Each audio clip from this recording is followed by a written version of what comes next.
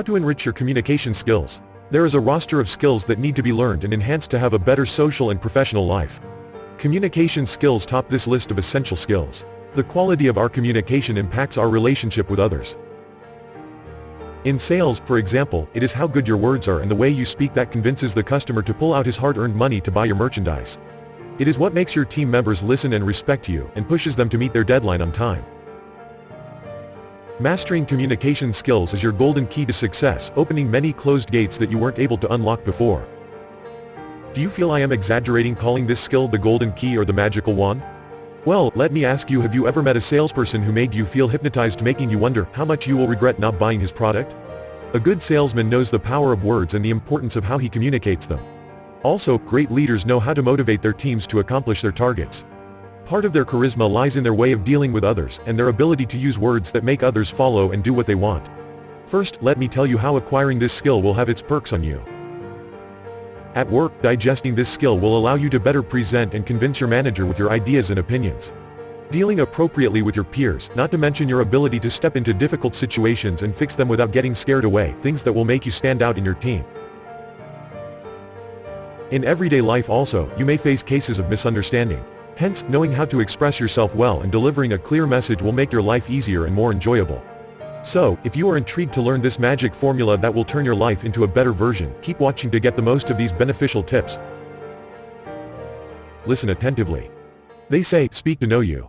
Give people the time to speak. Talking won't only satisfy them, but also will help you draft a picture of the audience you are dealing with. Listen attentively, show them you are interested in the subject by asking follow-up questions and paraphrasing the key points they have pointed out.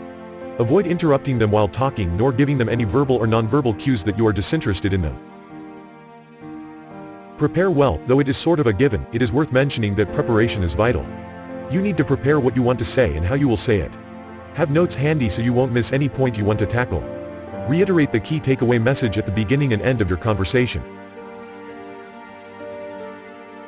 Know your audience. Know your target audience, gather data about them, their backgrounds, interests, and hobbies, and group together the commonalities to exploit in your presentation. Knowing your audience will shape your content fitting their tastes.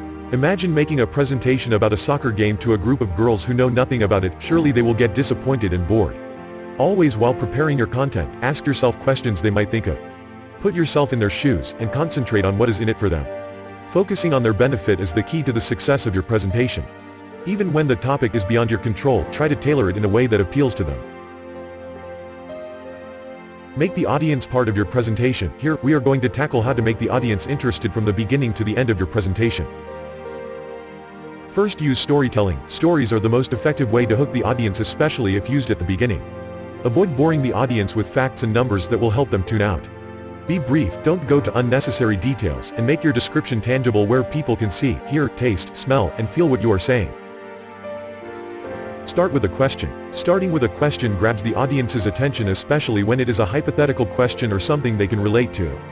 Direct the question to them so they can raise their hands and interact with you. Questions will stimulate their brain to think and begin to concentrate on your speech. Try to make them laugh.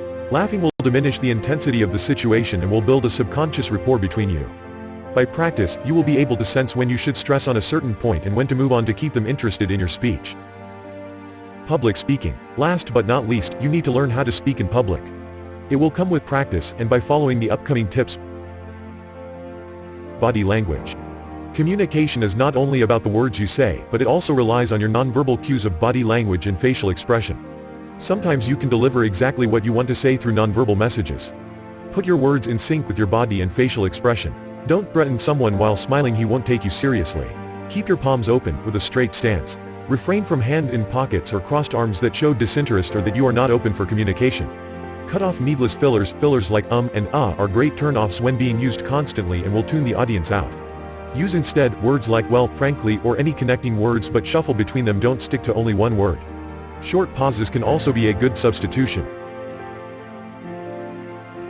Voice tonality. It is not what you say, it is how you say that matters.